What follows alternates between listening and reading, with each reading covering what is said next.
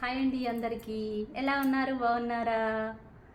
వీడియోలోకి వెళ్ళిపోదామా? వీడియోలోకి వెళ్ళిపోయే ముందు చిన్ని లైక్ ఇవ్వండి. సబ్స్క్రైబ్ చేసుకోకపోతే మా ఛానల్ని సబ్స్క్రైబ్ చేసుకోండి.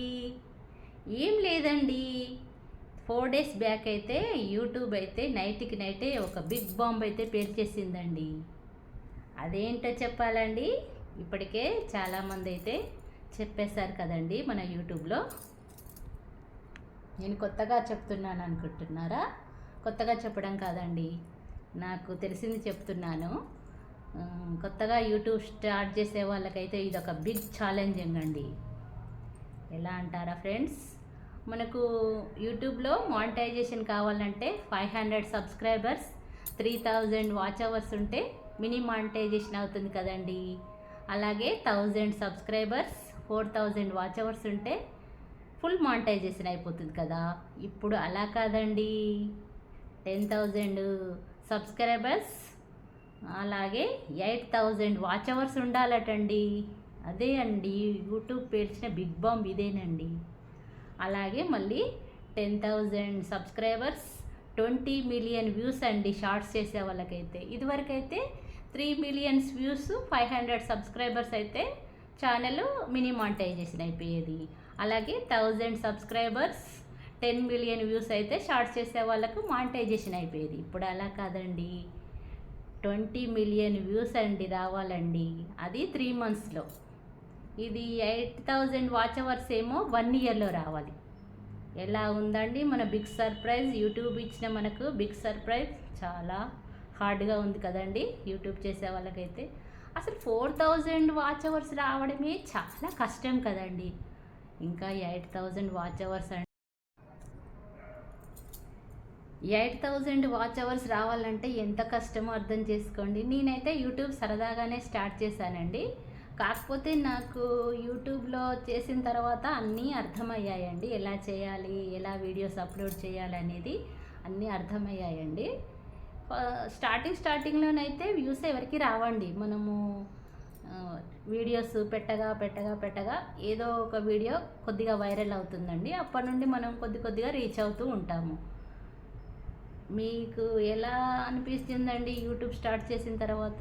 ఇప్పుడు కొత్తగా స్టార్ట్ చేసే వాళ్ళైతే చేయండి, ప్రాబ్లం ఏం లేదు. కాకపోతే మొత్తం యూట్యూబ్ మీదనే ఆధారపడకండి. ఎందుకంటే 8,000 వాచ్ అవర్స్, 20 మిలియన్ వ్యూస్ అంటే చాలా కష్టం అండి.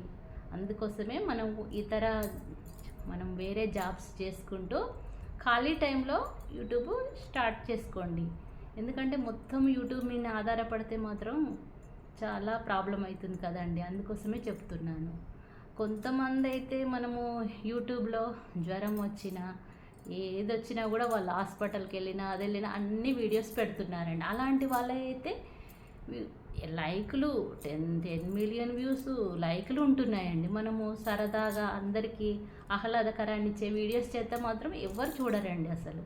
మనము యూట్యూబ్ చేసినప్పుడు ఇతరులకు కొంచెం వినోదంగా ఉండాలి కదండి.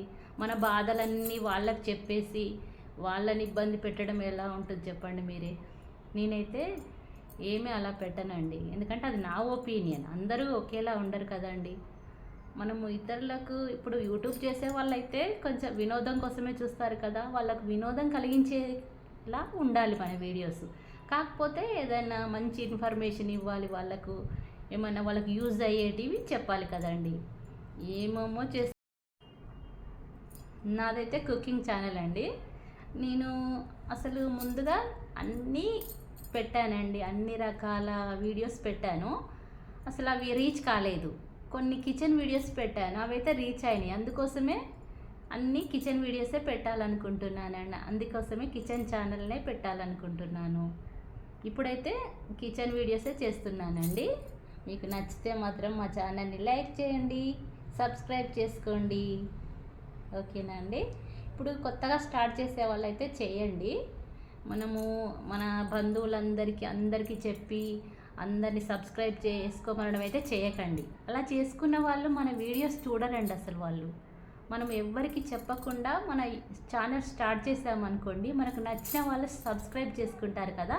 అప్పుడు వాళ్ళు మన వీడియోస్ చూస్తారు. మనమే అందరికీ చెప్పి మా వీడియోస్ చూడు అని చెప్పామనుకోండి, వాళ్ళు అస్సలు చూడరండి.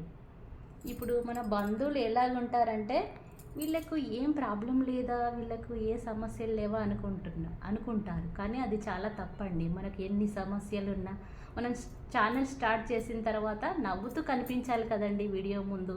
మనకు లోపల ఎన్ని బాధలున్నా కూడా మనం నవ్వుతూ వీడియో చేయాలి కదా. అలా వీడియో చూసినప్పుడు వాళ్ళకి ఏమనిపిస్తుందంటే వీళ్ళకి ఏం బాధలు లేవా, వీళ్ళు సంతోషంగా ఎంత చక్కగా వీడియోస్ చేస్తున్నారో అనుకుంటారండి. మన మీద కుళ్ళుకుంటారు. కానీ అది రాంగ్ అండి. అలా అనుకోవద్దండి. అందరికీ చెప్తున్నాను. మనం కేవలం వీడియోస్ కోసమే చేస్తాను. మన పర్సనల్ బాధలు మనకుంటాయి, అన్నీ మన కష్టాలు మనకుంటాయి కదండి. అలా ఎవ్వరు అనుకోవద్దండి. అలా అనుకునే వాళ్ళు ఎక్కువగా రిలేటివ్సే ఉంటారండి. ఇలాంటి వాళ్ళ కోసం మనము ఛానల్ని తీసేసుకోవడం అయితే చేయబాకండి. రిలేటివ్స్ గురించి మీకు చేయాలనిపిస్తే ఛానల్ పెట్టుకోండి, ఒక మంచి కంటెంట్ ఎన్నుకోండి, డైలీ వీడియోస్ అప్లోడ్ చేయండి. ఇదేనండి. కొత్తగా స్టార్ట్ చేయాలనుకునే వాళ్ళైతే స్టార్ట్ చేసే వాళ్ళకు నాదొక చిన్న మనవండి. డైలీ వీడియోస్ అప్లోడ్ చేయండి, షార్ట్స్ పెట్టండి డైలీ. ఎందుకంటే షార్ట్స్తో సబ్స్క్రైబర్స్ ఎక్కువ మంది వస్తారండి. డైలీ షార్ట్స్ పెట్టండి, లాంగ్ వీడియోస్ వీక్లీ 2 times పెట్టండి, అంతేనండి. ఎక్కువ పెట్టినా అవి రీచ్ కావండి. షార్ట్స్ అయితే రీచ్ అవుతాయి త్వరగా, కానీ డైలీ అప్లోడ్ చేయండి. మన ఛానల్ డైలీ ఉంటేనే అది కొంచెం ఇంప్రూవ్ అవుతుందండి. మనము అది వీడియోస్ వ్యూస్ రావట్లేదని ఆగిపోకండి. వీడియోస్ అప్లోడ్ చేస్తూనే ఉండండి. ఏదో ఒక వీడియో వైరల్ అవుతుంది కదా, అప్పుడైనా రీచ్ అవుద్ది.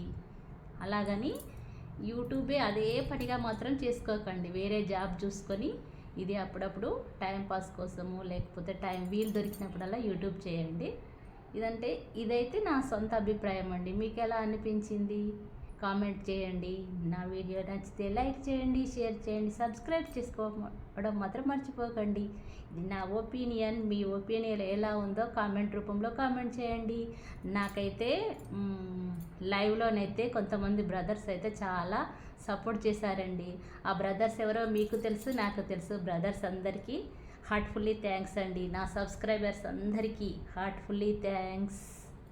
Heartfully many thanks. Bye bye. Keep smiling. Thanks for watching. Bye bye.